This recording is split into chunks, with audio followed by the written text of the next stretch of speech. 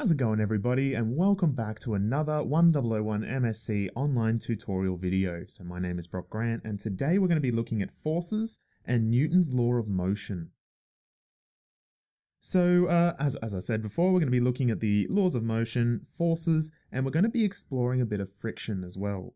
So a couple of prerequisites here. I recommend you check out Kinematics in One Dimension, both video 1 and video 2, as it's important to be able to deconstruct and interpret the question. So Newton's first law of motion. So what he stated is that an object will continue in a state of rest or in motion at a constant velocity unless it's compelled to change by a change to the net force. So what that basically means is, if we translate that into normal talk, it means that an object's speed, so whether it's going at a constant velocity, so it's just traveling at the same speed, or whether it is at rest, so it's not moving, it will continue to do that unless another force interacts with it. Okay?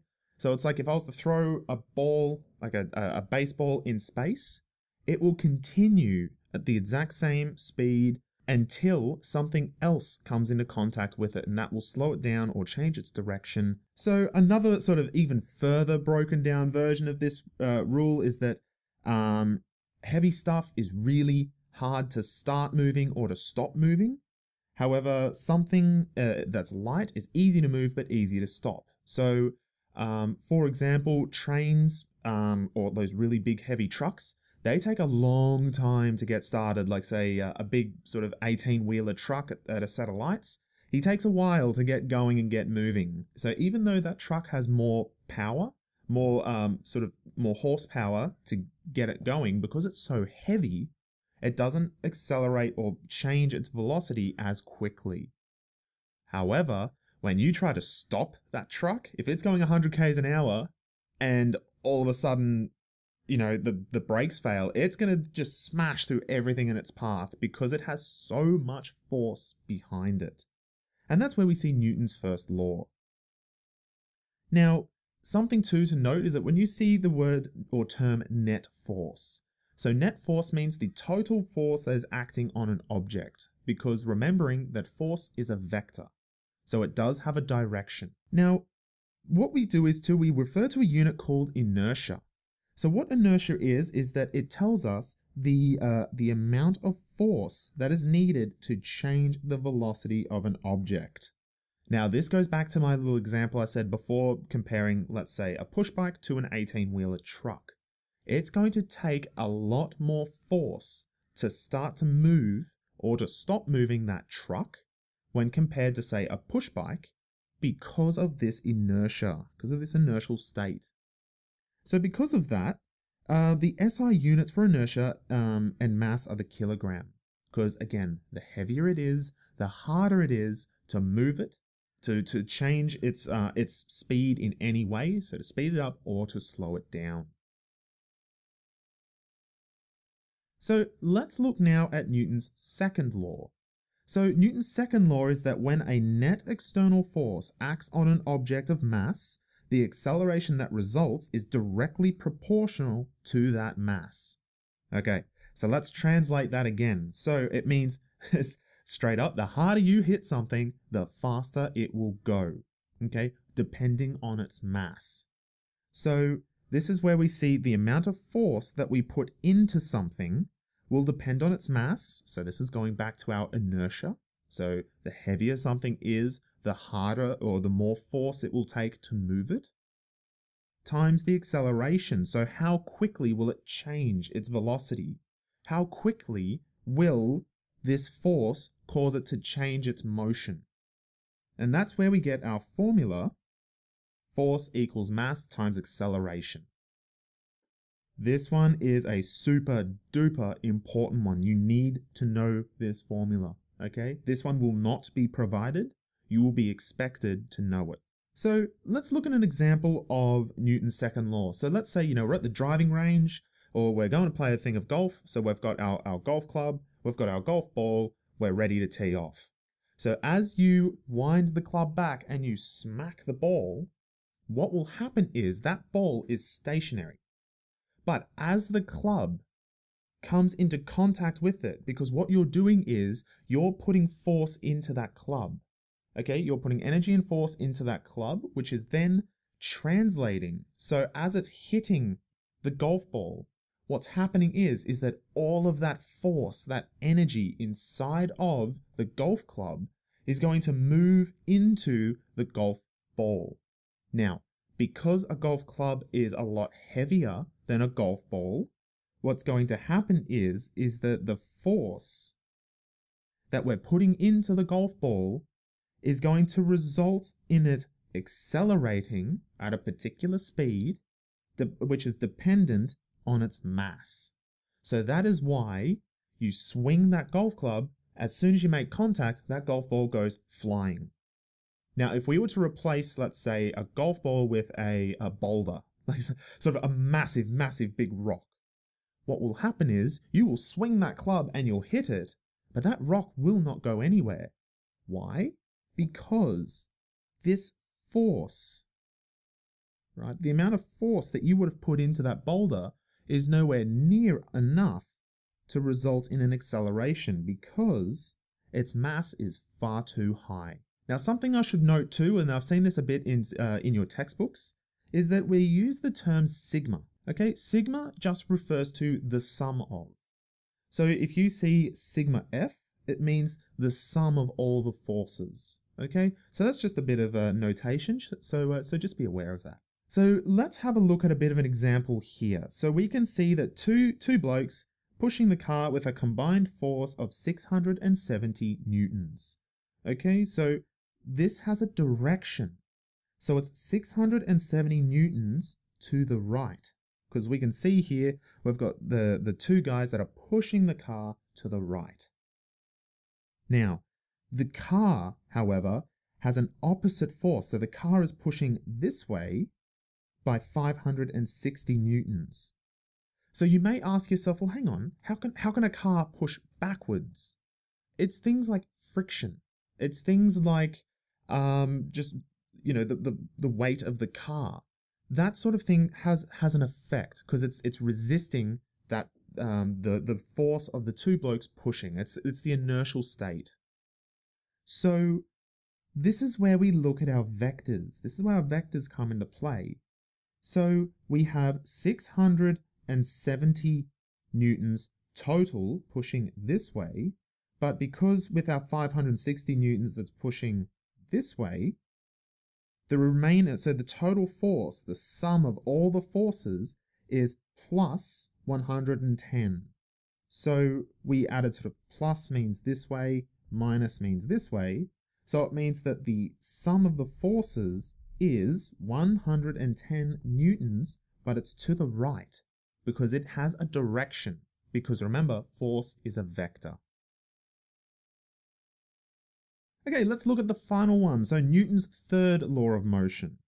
So whenever one body exerts a force on a second body exerts an oppositely directed force equal to the magnitude of the first body. So basically that's big sciencey speak for every action there is an equal and opposite reaction. That's where this comes from. So, in other words, forces always acts in pairs. So a very good example is when you shoot a gun. So when you have a gun and you pull the trigger, which causes the ignition of your gunpowder and will result in the bullet speeding away from you. So if you're shooting, we have a horrible drawn gun here and we're shooting it this way. So it's going kapow, bang, shot. But although, yes, the force is going out this way, there will be an equal and opposite force pushing this way. And that's what we experience as recoil. So that's important to note, is that forces will always act in pairs. So let's talk now about gravity. Let's talk about the Newton's law of universal gravitation.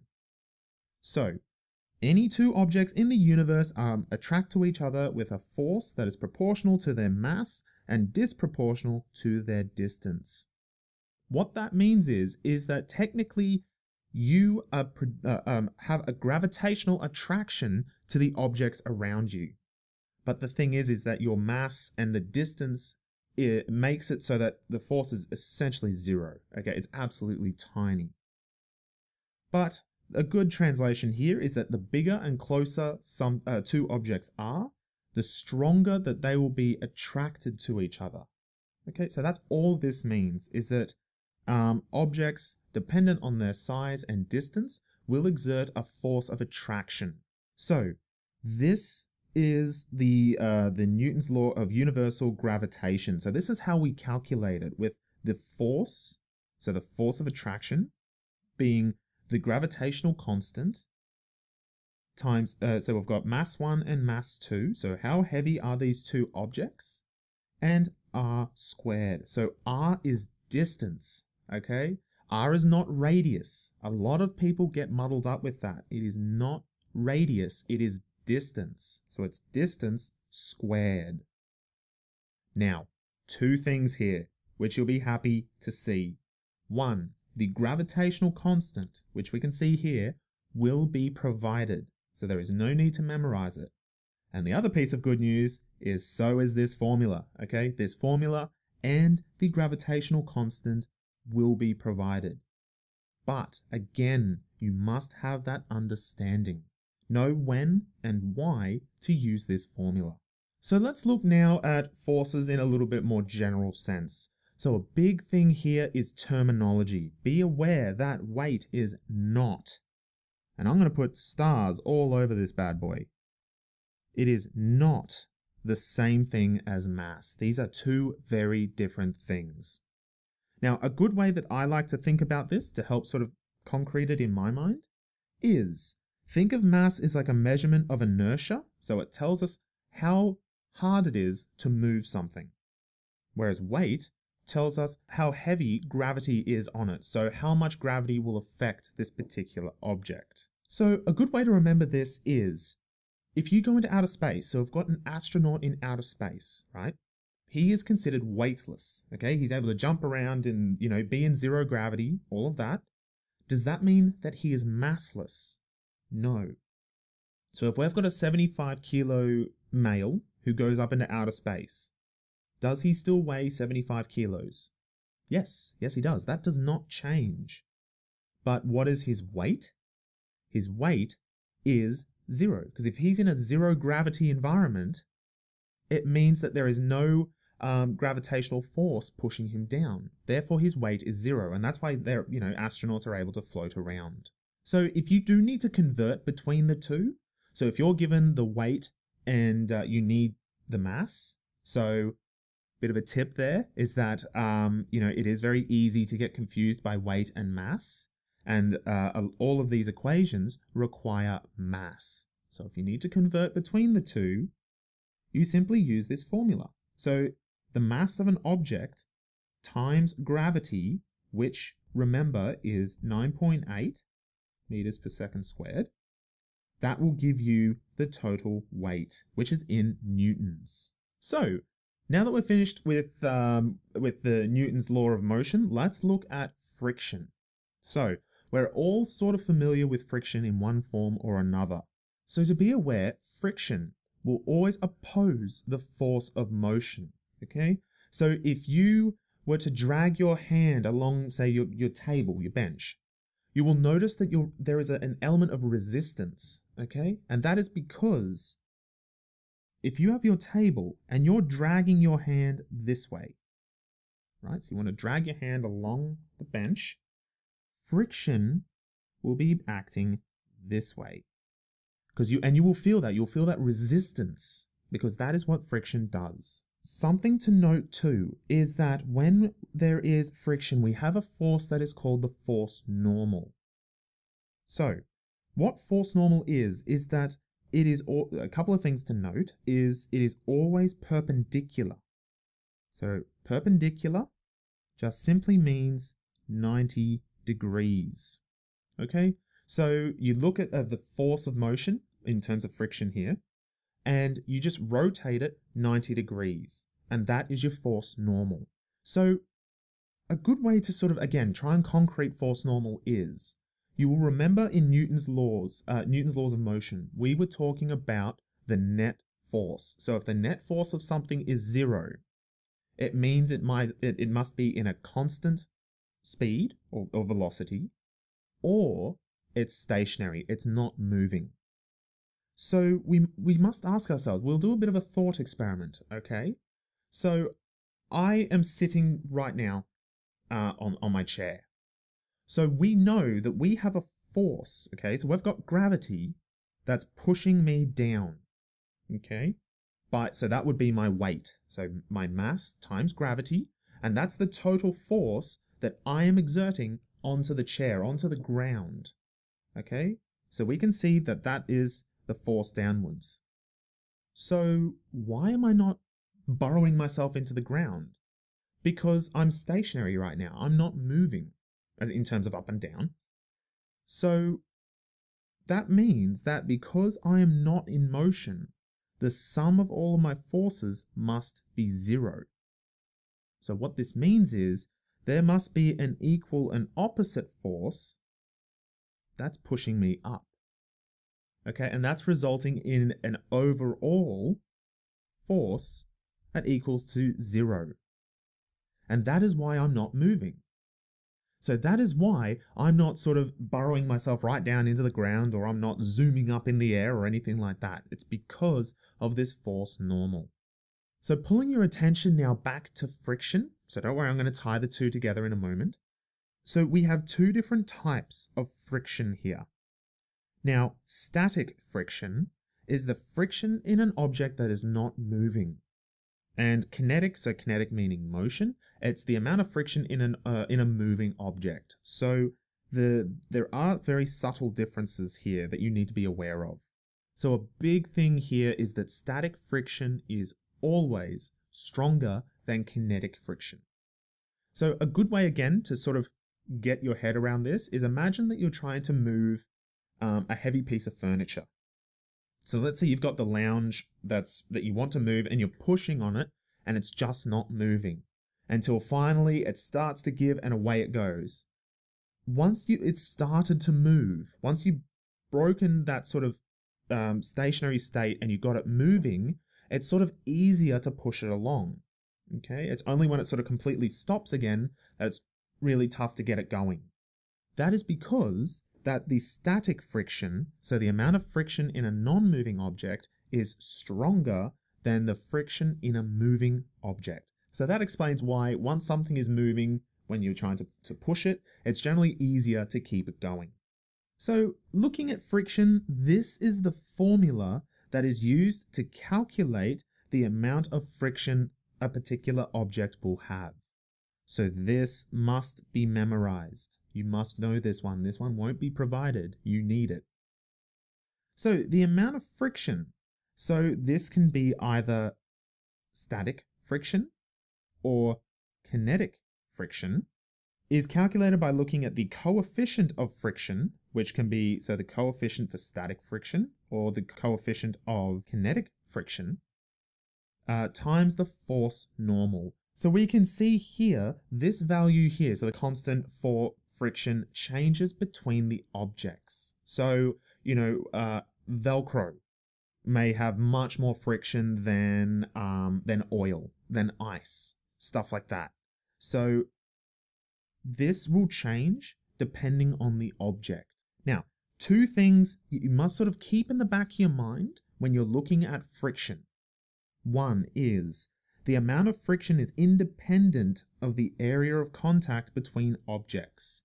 So it doesn't matter if it's contacting it a little bit or if there is a very wide surface, the amount of friction will be the same. Okay, that doesn't change. Another thing too is that the magnitude of friction.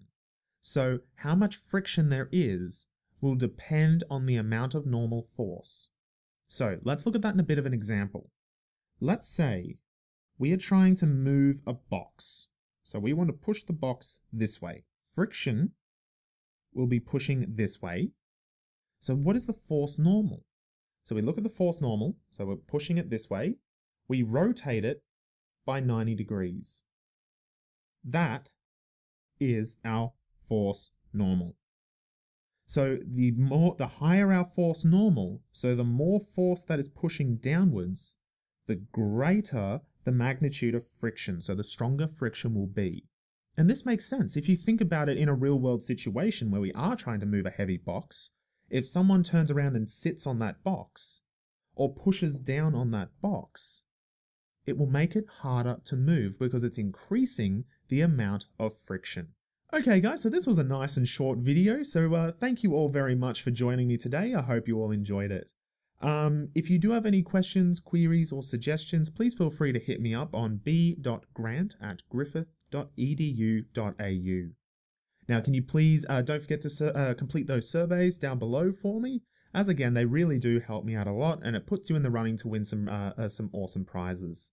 So my name is Brock Grant. Thank you all very much for joining me today, and I hope to see you in the next one.